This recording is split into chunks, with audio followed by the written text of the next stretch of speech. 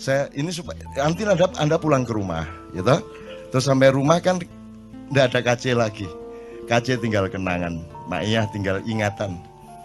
Anda kembali ke masalahmu masing-masing, dengan kegelisahanmu, dengan kegalauanmu masing-masing, ketap-kedip, ya toh? Ngiler melongo, ya toh? Gelisah, waduh ini kok ya apa, ini gimana, ini belum saya bayar, waduh nanti di kerjaan begini, kan gitu. Anda kembali ke masalah masing-masing. Aku bertanya, siapa yang memperhatikan bahwa engkau sedang galau? Apakah Indonesia tahu Anda galau? Apakah negara ini tahu engkau galau? Apakah pemerintah concern terhadap galaumu? Apakah ada ulama-ulama yang ada di dalam file dan kenangan hatinya bahwa umatnya galau? Kamu akan sendirian nanti di rumah masing-masing. Maka kamu harus punya sahabat sejati dalam hidupmu, sehingga dimanapun engkau berada dalam keadaan apapun saja, engkau memiliki teman. Dan siapakah temanmu yang sejati itu? Maka hadiah handphone. Iya, enggak apa-apa. Bagus juga.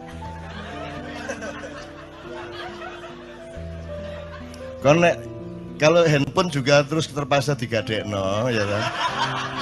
Tak kasih saran mudo kon ndek kamar iki. Mudo kok delok-delok dhewe ra ini. Kok selentik sabar le. Terus ngilu kok jundu dhewe ala dapurmu gitu ya. Gitu. Oke, saya ingin mengatakan begini. Tolong kembali ke hidupmu yang sejati.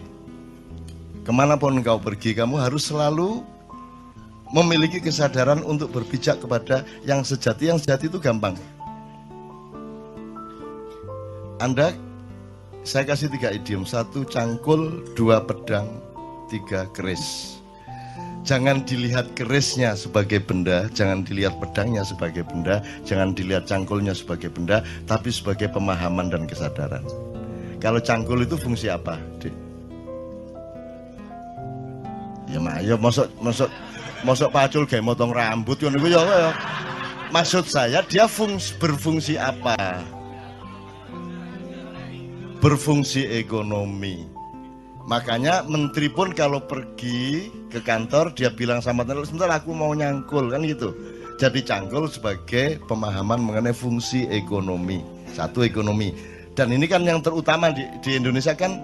Kenapa orang Indonesia tidak ada yang hebat beneran kecuali yang jenius dari Allah langsung? Karena orang Indonesia itu bisa apa saja, ya, bisa apa saja, tapi cita-citanya salah.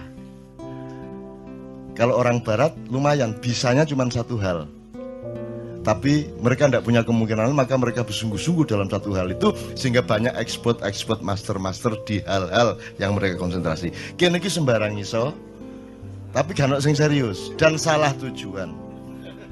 Salah cita-citanya apa? Kita itu inginnya kaya, kan gitu. Orang Barat inginnya bahagia.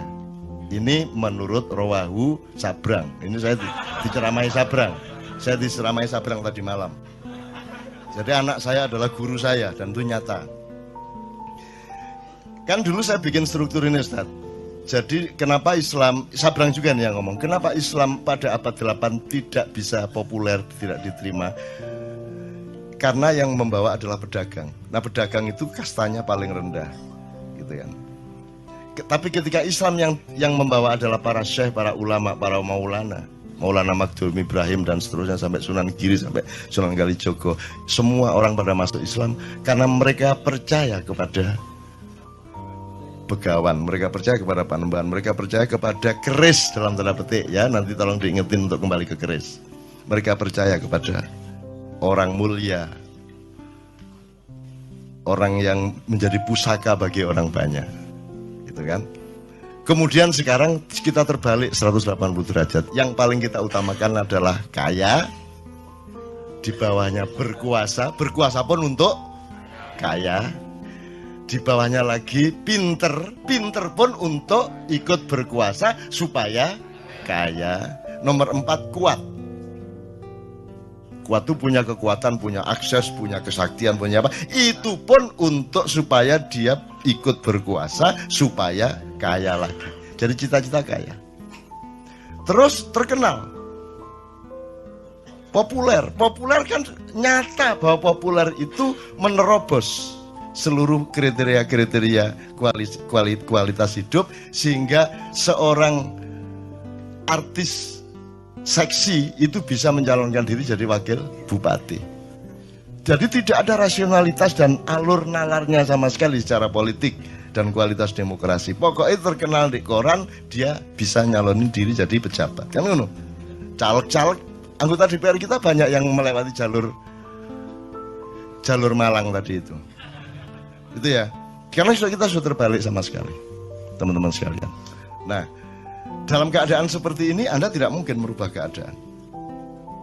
Maka kita harus menciptakan manusia baru. Nah, manusia baru ini saya kasih idiom tadi, keris, pedang, cangkul. Cangkul udah kita tahu fungsi ekonomi. Kalau pedang itu kekuatan dan kekuasaan, otoritas, regulasi. Ya, kalau tidak pegang pedang, Anda tidak bisa membuat undang-undang dan aturan. Yang boleh bikin undang-undang adalah orang yang sudah dapat pedang dari pilkada atau dari pilpres atau dari pileg. Kan gitu kan? Jadi pedang itu fungsi kekuasaan dan otoritas politik. Kalau keris, kewibawaan, kepribadian, kasepuan, pusaka. Sekarang aku tanya kepadamu, kamu kuliah? Sudah selesai? Sudah selesai? Oke. Kamu kuliah itu untuk cangkul, apa untuk pedang, apa untuk keris? Dah, isi kita ini, bukan mulai. Ayo pertanyakan kembali dirimu masing-masing. Kamu mengerjakan semua itu untuk cangkul. Kalau yang di seluruh Indonesia tadi kan semua untuk cangkul. Kamu sekarang bertanya kepada dirimu masing-masing. Kamu itu kuliah jadi dokter apa segala macam, kerja macam-macam itu untuk cangkul, apa untuk pedang, apa untuk keris? Ketiga-tiganya iya, tetapi harus ada aksentuasi. Nah, monggo, ini pilihan masing-masing. Saya tidak menganjurkan apa-apa, cuman tolong diketahui. Apakah orang yang punya cangkul lihat ke desa-desa pasti punya pedang? Belum tentu punya pedang. Tapi Anda lihat semua orang yang punya pedang pasti punya cangkul. Benar nggak? Jadi kalau kamu semua mengerjakan semua itu untuk cangkul, goblok kamu. Mestinya kamu cari untuk pedang. Karena dengan pedang kamu pasti dapat pedang dan cangkul pasti kena. Gitu loh. Kalau orang punya pedang, punya cangkul, belum tentu punya keris. Tapi kalau orang sudah punya keris, dia pasti punya pedang, dia pasti punya cangkul. Jadi sekarang kamu mau apa? Kalau kamu cari keris, cari pusaka hidup, cari kepribadian hidup, cari integritas kata orang sekarang, ya, yang beneran gitu ya, maka otomatis kamu punya pedang, otomatis kamu punya cangkul. Tapi orang se-Indonesia tadi, karena tidak punya keris lagi, ibarat konstitusi itu tidak punya majelis rakyat lagi, yang ada majelis perwakilan rakyat. Ya, kita tidak punya panembahan, tidak punya pusaka, tidak punya. Karena orang sudah tidak mengerti keris. Itu ibarat sholat, cangkulnya sholat itu ya jungkar-jungkir itu. Ya tak? Pedangnya sholat adalah kebenaran syariat dan ucapan-ucapan di dalam sholat. Masuk ngene kan kudu Allahu Akbar. Masuk ngene kan aduh ya oprek kabar ini. Sembuh. Dobol. Ini masuk sembahyang kayak ngono. Berarti pedangmu batal, gitu kan? Tetapi meskipun kamu sudah mencangkul dalam sholatmu, sudah pakai pedang dalam sholatmu, yang menjadikan sholatmu sah itu tidak ada dalam syariat, yaitu khusyuk. Betul enggak? Yang menjadikanmu selamat benar dalam kehidupan dan di depan Allah itu adalah kekhusyukan. Sebab kekhusyukan itu syaratnya adalah Anda fokus sama Allah, Anda ingat benar kepada Allah, Anda betul-betul berhadapan dengan Allah. Sekarang kamu coba bayangin kamu yang jadi Allah. Kamu bayangin ya, kamu jadi Allah, terus ada anak orang-orang sholat, kisahnya bener, Allahu Akbar, harus bener, tapi hatinya enggak ke Allah. Kamu terima enggak itu sholatnya? Saya enggak mengatakan Allah enggak menerima loh ya. Saya enggak bilang Allah enggak menerima, terserah-serah dia. Cuman kamu bayangkan upamanya kamu itu Allah, terus kalau sembahyang ngenangin itu gatel kon mari ngene kon nyolong ngono kan gitu ya. Diterima enggak kalau enggak khusyuk? Kamu enggak nerima kan? Ya, kamu jangan berdebat, tapi ini Allah pasti dia enggak bisa kamu. Enggak ada orang bisa memastikan Allah nerima enggak nerima. Enggak usah berdebat ini doanya sampai apa tidak. Lo doa sing sampai sing endi? Enggak ono, enggak usah diperdebatkan bodoh gak ruwe kok. Jangan berdebat mengenai doa sampai atau tidak, jangan berdebat mengenai Allah menerima atau tidak, jangan berdebat mengenai masuk surga atau masuk neraka.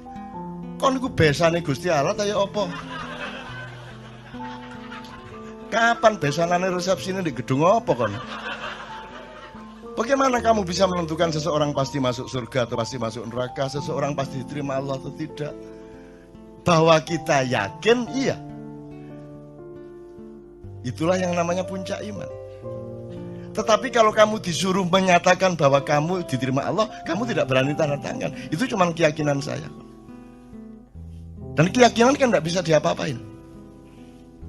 Dan itu juga tetap tidak bisa Anda bawa keluar, itu hanya ada di dalam dirimu. Jadi misalnya sekarang gini, Hendra, siapa Allahmu? Siapa Tuhanmu? Allah. Siapa Nabimu? Muhammad. Ya, kalau teman-teman agama lain punya struktur sendiri gitu ya. Siapa presidenmu?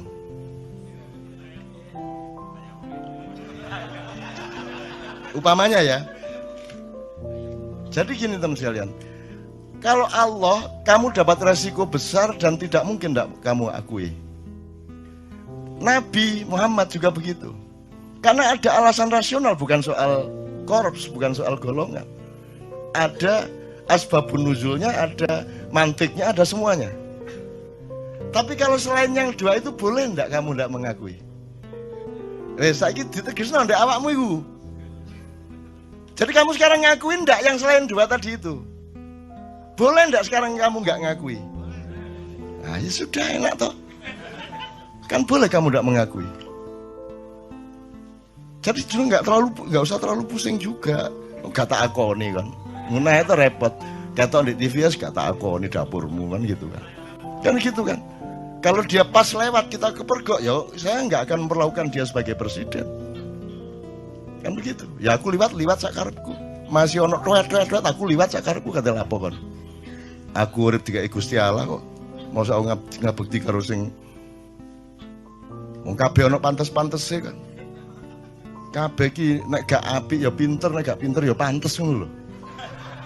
Iki gak kabeh iki opo?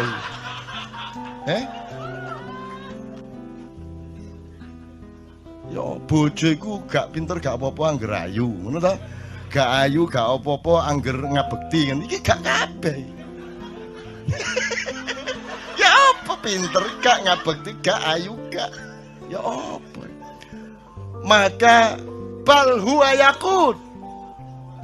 Nah sekarang teman-teman sekalian, kalau ada mutiara di luar dirimu, kamu harus bersyukur kepada Allah. Kalau ada orang yang mengingatkan kamu kepada bahwa dalam hidup ini Allah bikin macam-macam, kadarnya macam-macam. Nabi aja beda-beda kok.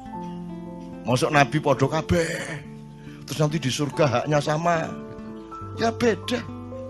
Ada yang kekasihnya Allah, ada yang sahabat karibnya Allah, ada yang juru bicaranya Allah, ada yang sembelihannya Allah. Kan gitu. Ismail, sembelihannya Allah. Terus rumah kamu juga enggak ngerasain deh jadi Ibrahim. Bayangin kamu jadi Ibrahim, disuruh Allah nyembelih anaknya, itu gimana rasanya coba? Kamu tenang-tenang aja. Terus kamu pikir Ibrahim nggak mencoba bereaksi gitu?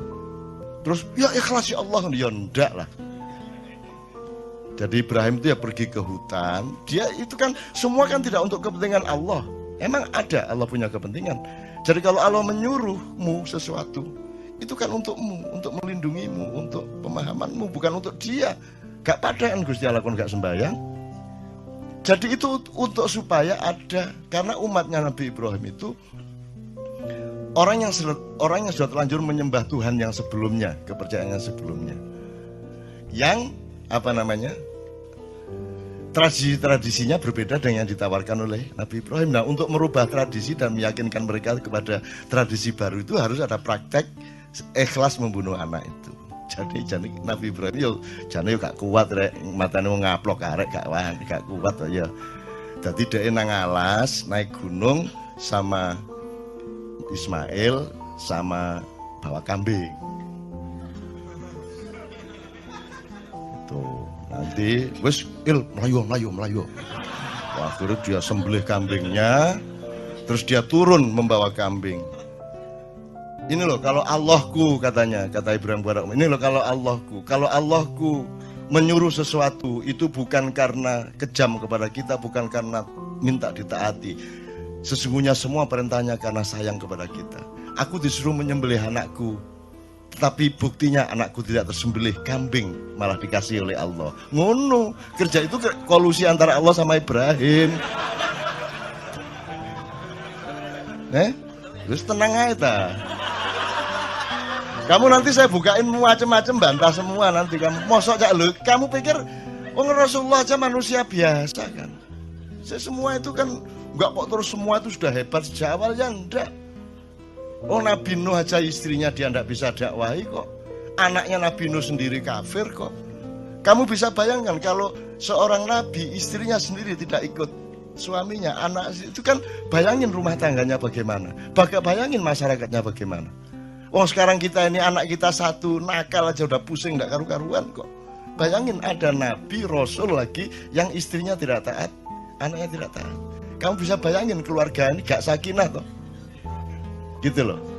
Jadi kamu juga jangan terlalu pusing karena Allah sudah kasih jurisprudensi apa saja ada. Kalau kamu mengalami kesulitan apa-apa tinggal cari jurisprudensi apa. Wah, ini cocok iki Nabi Yunus iki aku iki, Nabi Yunus iki cocok. Kalau kamu mengacu kepada contoh-contoh kejadian yang sudah Allah paparkan, kalau kamu menemukan itu selesai. Kamu akan mentertawakan dirimu, ngene kok galau rek gak masalah.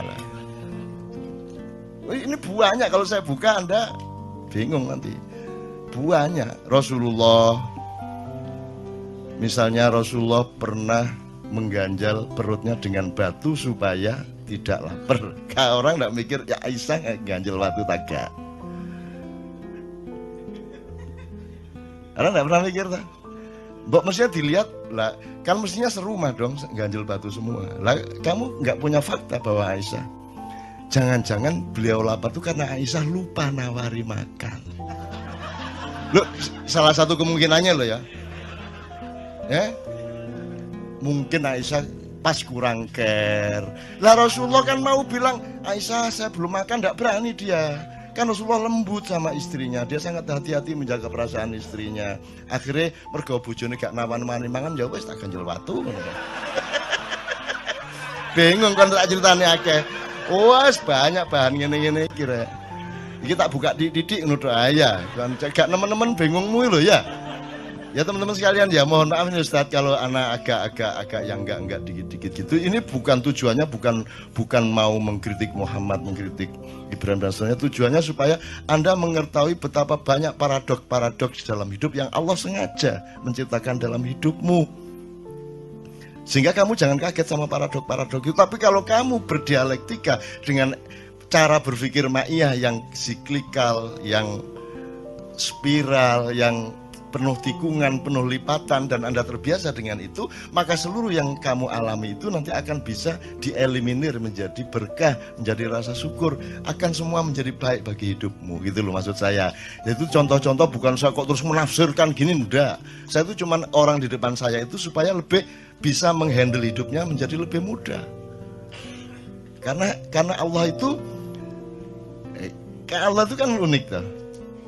Inna ma'al usri yusra gitu kan. Nek arek Malang kan ini langge sampean niku lho. Kan bersamaan dengan kesulitan sudah aku sediakan kemudahan. Langge sampean kok repot-repot, mbok wis langsung kemudahan apa oke. Ana sing nakal ngono ya apa? Semua orang di Indonesia kalau pidato syukur kepada Allah yang telah memberi kesehatan kita hari ini, dan tidak lupa kepada junjungan Nabi besar Muhammad SAW yang telah membawa kita dari kegelapan menuju cahaya. Itu sono sing nakal. Gusti Allah ya repot-repot ya. Mbok wis langsung cahaya opo sih? Dadak kegelapan barang gitu loh. Loh, tapi memang dramanya seperti itu dan Allah maunya dialektika kemesraan yang seperti itu. Jadi Anda jangan hidup di dalam satu penggalan sehingga Anda kebingungan dalam penggalan itu. Anda harus transenden, harus melihat keseluruhan dari metabolisme yang Allah ciptakan itu sehingga Anda senyum-senyum. Iya, gak apa-apa. Iya, ngerti aku. Ya ampun, nggih, ngertos kula. Ngertos kula. Nah, makanya kan kata rahasia, Ustaz ya, tolong dalam tasawuf, kata rahasia itu kan sangat mesra. Kalau sudah Allah ngomong sirrun, asrarun gitu ya, itu kan salah satu kemesraan itu karena kita punya rahasia, punya ketidaktahuan, punya kesulitan, punya kebingungan. Kalau kita nggak punya kesulitan, gak enak. Makanya ya saya doakan mudah-mudahan Anda penuh kesulitan hidup Anda. Oke teman sekalian, alhamdulillah, pokoknya pulang dari sini ingat ya, kamu harus masing-masing sendiri dan kamu harus menemukan, oh enggak masalah, saya cari keris kok. Saya cari keris dan pasti pedangnya dapat, pasti cangkulnya dapat. Percaya itu, percaya.